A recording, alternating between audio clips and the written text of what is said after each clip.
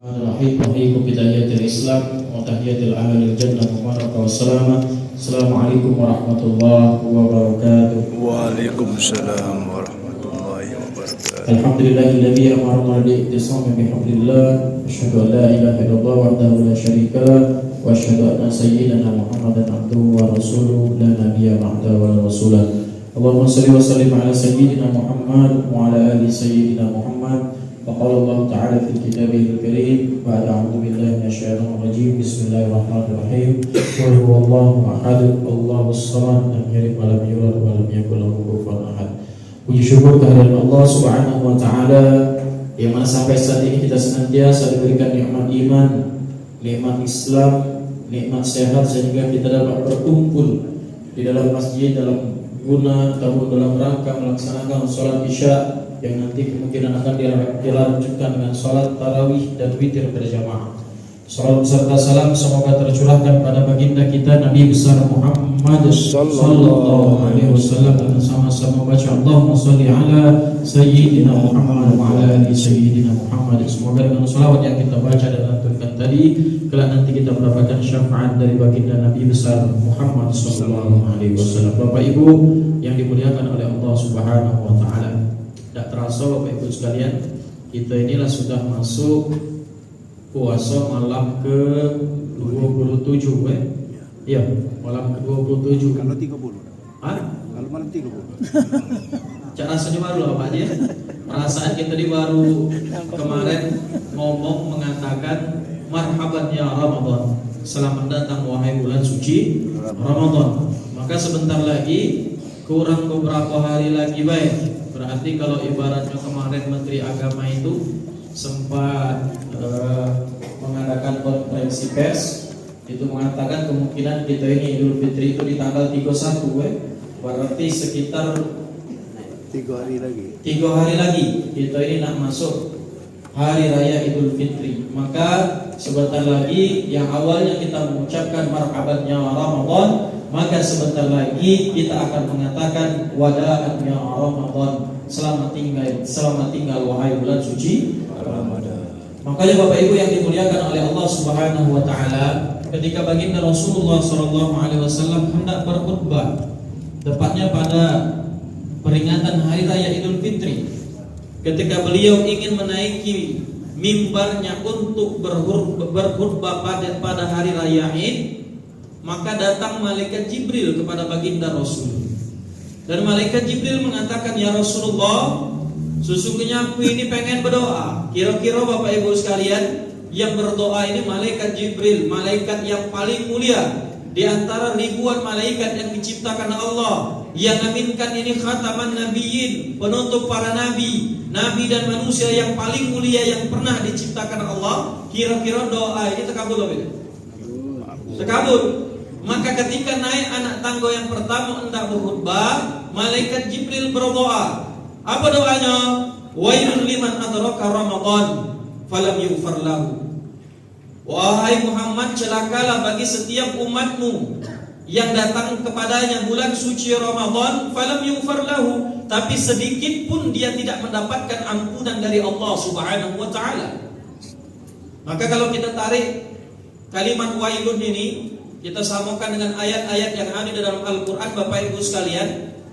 Ketika Allah Subhanahu wa ta'ala berfirman dalam surat Al-Mutaffifin ayat pertama, wailul lil mutaffifin, celakalah, hancur, binasa.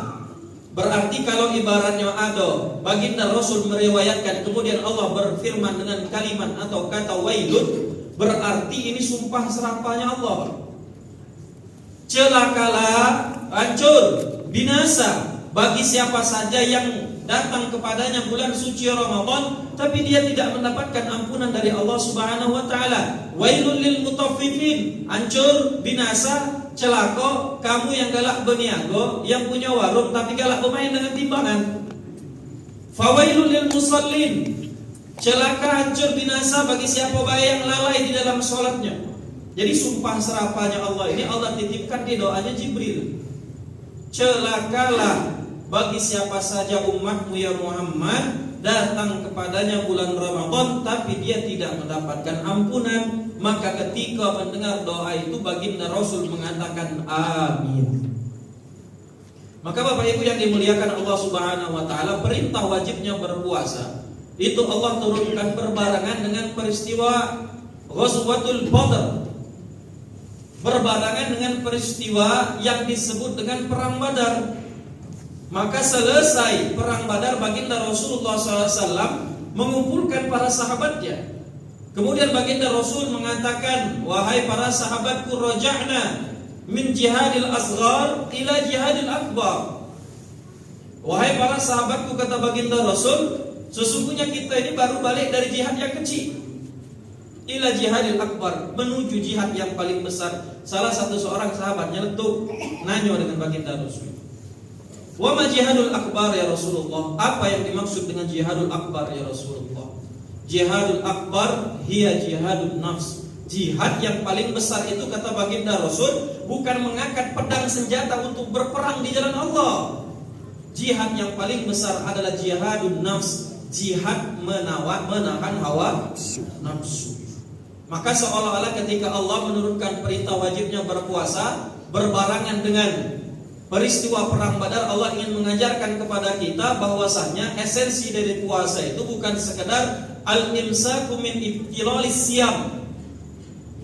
Esensi dari puasa itu bukan sekedar menahan lapar dan haus, Bapak, menahan hal-hal dari yang membatalkan puasa, tapi lebih lanjut esensi dari berpuasa itu adalah bagaimana kita menahan hawa nafsu. Maka perintah wajibnya berpuasa, ayatnya Allah panggil dengan panggilan privasi khusus.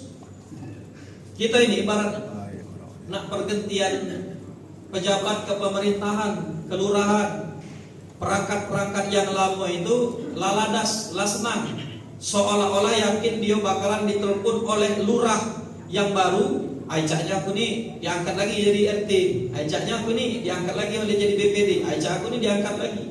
Tapi ternyata sampailah pelantikan, yang yakin dipanggil dan tidak ditelepon oleh Pak Lurah yang baru. Maka perintah wajibnya berpuasa, ya ayyuhalladzina amanu, wahai orang-orang yang beriman. Banyak di antara kita ini, Bapak Ibu sekalian, yakin dengan diri kita ini, melebeli diri kita ini, yakin disebut dengan orang yang beriman. Padahal takaran orang beriman bukan dihitung oleh diri pribadi, tapi takarannya takwa kepada Allah Subhanahu wa taala. Kutiba alaikumus siyam, diwajibkan atas kalian berpuasa, kama kutiba alal ladzina min qablikum la'allakum tattaqun. Menariknya dari 183 Al-Baqarah ini di ujung ayat, Allah ingin menunjukkan sisi romantisnya, Pak. Kalau ibaratnya manusia ini terkenal dengan PHP, pemberi harapan palsu, maka Allah itu terkenal dengan PHP juga, pemberi harapan pasti. Di mana pemberi harapan pastinya Allah? Terletak di 183 Al-Baqarah ujung, la'allakum tattaqun. Maka dalam kaidah bahasa Arab, la'alla ini lawan katanya laita. Jadi la'alla ini kalau bahasa mudah dipahami itu suatu pengharapan, suatu cita-cita, suatu tujuan yang sangat pasti pacak kita wujudkan. Tapi kalau laita ini suatu pengharapan, suatu cita-cita, fata morgana saro kita nak wujudkan. Apa dalam ayat yang lain? Ya laitani kuntu turaba. Uang yang di hari kiamat kaget, uang-uang yang tidak percaya dengan adanya Allah dan agama Islam ini, Pak. Mereka itu melihat gunung-gunung berterbangan mencak debu-debu. Maka orang yang tidak yakin dengan adanya Allah, mereka itu berandai-andai dengan andai fata morgana. Ya laitani kuntu turaba. Ya Allah, kalau mak jadi gunung itu, dia berterbangan mencak debu. Dalam artian apa? Kata hisabnya. Dalam arti apa? Mereka menyesal karena tidak yakin dengan adanya Allah. Nah, ini Allah menutup 183 dari Al-Baqarah ini, la'allakum tattaqun, agar kamu menjadi bertakwa. Jadi esensi dari puasa 1 bulan penuh tadi, selain mendapatkan ampunan dari Allah Subhanahu wa taala, bagaimana 11 bulan ke depan kita ini mendapatkan gelar la'allakum tattaqun, gelar orang-orang yang bertakwa. Bagaimana syaratnya? Man qama ramadhana imanan wa ihtisaban. Syaratnya cuma 2. Barang siapa yang menghidupkan malam-malam bulan Ramadan, barang siapa yang berpuasa pada bulan suci Ramadan, 2 syaratnya. Imanan, dengan penuh keimanan, keyakinan, wa ihtisaban, kehusuan, penuh pengharapan, penuh pengampunan dari Allah, seolah-olah Ramadan tahun ini Ramadan terakhir kita untuk berjumpa dengan Allah Subhanahu wa taala. Oleh karena itu Bapak Ibu yang dimuliakan Allah Subhanahu wa taala, doa yang pertama,